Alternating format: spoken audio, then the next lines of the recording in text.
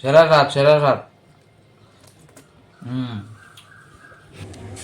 Hello বন্ধুরা, এই দেখেন আজকে পটলের নতুন একটা রেসিপি নিয়ে আসলাম। দেখেন পটলগুলিকে আমি সুন্দর করে ধুয়ে নিলাম। নিয়ে এগুলিকে আমি সুন্দর করে চিরচির করে নতুন ডিজাইনে কেটে নিচ্ছি। দেখেছেন, এইভাবে কেটে আপনারা ভাজা খেয়ে দেখবেন, দেখবেন খুব টেস্ট হয় খেতে। আমরা সবসময় তো আদল করে খাই, এইভাবে একবার কেটে ভাজা খাবেন, দেখবেন দারুণ লাগে। তা কাটা হয়ে গেলে এখন আমি কড়াইয়ের মধ্যে পরিমাণ মতো তেল দিয়ে দিলাম। দিয়ে তেলটা গরম হলেই পটলগুলি হালকা একটু ভেজে নেব। তবে পটলগুলি এখন আমি সেই তেলের মধ্যে ছেড়ে দিলাম।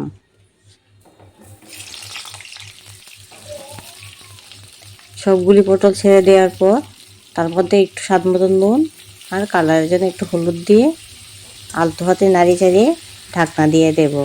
একটু জলটা টেনে গেলে তারপর নামিয়ে ফেলবো। বেশি ভাজতে হবে না, হালকা ভাজলেই চলবে, কারণ পরে তো আবার সম্বাস দেওয়ার পর আর একটু ভাজবো, সিদ্ধ করবো। ভাজা হতে হতে আমি এখানে গ্রাইন্ডার মেশিনে নিয়ে নিলাম সরষা, নিয়ে নিলাম কিছু বাদাম, আর নিলাম নিলাম শুকনো লঙ্কার গুঁড়ো, এর গুঁড়ো, ধনিয়ার গুঁড়ো। আজকে এটা সম্পূর্ণ নিরামিষ পদ্ধতিতে রান্না করব। নিয়ে দিলাম আদা, কাঁচা লঙ্কা দিয়ে এটা গ্রেড করে নেব মশলাটা। কাঁচা লঙ্কাটা আমি গ্রাইন্ডে দিইনি, আস্তা দেব, তার জন্য দেওয়া হয়নি। আর এদিকে দেখেন পটলগুলি ভাজা হয়ে যাচ্ছে। এখন এর আমি মশলাটা গ্রাইন্ড করে নিয়ে আসি, নিয়ে নামিয়ে ফেলবো। এই দেখুন ভাজা হয়ে গেছে পটলগুলি, এখন নামিয়ে ফেলবো। আর আমার এদিকে মশলাটাও রেডি হয়ে গেল। সেই তেলের মধ্যেই আমি সম্বাসটা দিয়ে দেবো। তেল আর চেঞ্জ করবো না, কড়াইয়ের মধ্যে প্রচুর তেল রয়ে গেছে, সেই তেলের মধ্যে আমি সম্বাস দিয়ে দিচ্ছি। একটা শুকনো লঙ্কা দিয়ে দিলাম আর একটা তেজপাতা দিয়ে তার মধ্যে পরিমাণ মতো পাঁচফোড়ন দিলাম। দিয়ে নাড়িয়ে চাড়িয়ে এখন গ্রাইন্ড করা সেই মশলাটা তার মধ্যে দিয়ে দিলাম। মশলাটা দেওয়ার পর মশলাটা সুন্দর কষিয়ে নেব। লো ফ্লেমে কষাতে হবে, নেই তো নিচে লেগে যাবে। লো ফ্লেমে কষানোর পর যখন মশলাটা সম্পূর্ণ কষানো হয়ে যাবে, তারপর এদিকে ভেজে রাখা পটলগুলি আমি সেই কষানো মশলার মধ্যে দিয়ে দেব। বন্ধুরা, ভিডিওটা যদি আপনাদের ভালো লাগে লাইক কমেন্ট শেয়ার অবশ্যই করবেন। বন্ধুরা কমেন্ট করে জানাবেন প্লিজ আপনাদের কেমন লাগে। আপনাদের কমেন্টের উপর ভিত্তি করে আমরা ভিডিও বানাতে আরও ভালো উৎসাহ লাভ পাবো। যদি কমেন্ট করে বলেন ভালো হয় বা খারাপ হয় একটা বলেন, তাহলে আমরা ভিডিও বানাতে উৎসাহ পাবো। কারণ আমরা এত কষ্ট করে একটা ভিডিও বানাই, হয়তো পারে এটা 3 সেকেন্ডের ভিডিও, কিন্তু বানাতে অনেকটা সময় লাগে। প্লিজ আপনারা কমেন্ট করে অবশ্যই জানাবেন কেমন লাগলো। তারপর কষানো মশলার মধ্যে সেই ভেজে রাখা পটলগুলি দিয়ে দিলাম।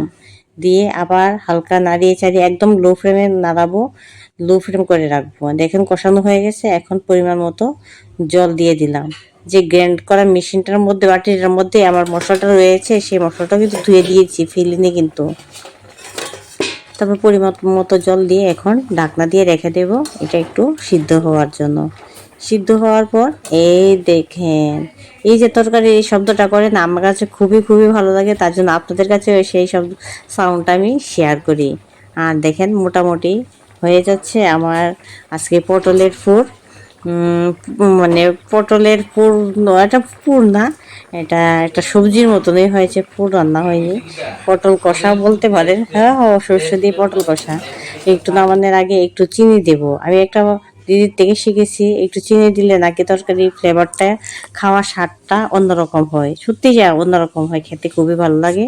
আর কয়েকটা কাঁচা লঙ্কা দিয়ে আবার একটু সিদ্ধ হওয়ার জন্য রেখে দিলাম, দিয়ে নাড়িয়ে ছাড়িয়ে নামিয়ে ফেললাম। এই দেখেন সিদ্ধ হয়ে গেল কি সুন্দর করে, আমার তরকারি রেডি হয়ে গেল। মেনু এই ফুদি খালি ভাত মরিচ দিয়া হ্যাঁ, এই যে স্পেশাল মেনু। দই দইতেছে না, দিতেছে যেন না দিলে কি দই দিব কেমনে দৌ। এই দেখো স্পেশাল মেনু রান্না করছি, খাই দেখো কেমন হয়েছে। যদি আস্তে আস্তে রেঁধে দিয়ে রাখছো। খাই দেখো না আস্তার ভাঙ্গা। আচ্ছা ভাবছিলাম তো স্বাদ হইতো না, আমি ভালোই হয়েছে, স্বাদ তো সেরা হয়েছে। সেরা স্বাদ সেরা স্বাদ। হুম, আপনিও খাইবেন। দাদা বদিরে কই এইভাবে রানতো স্বাদ হয়, আসলে মনে করতাম স্বাদ হয়েছে না, কিন্তু খুব স্বাদ হয়েছে, টেস্টি, দারুণ হয়েছে।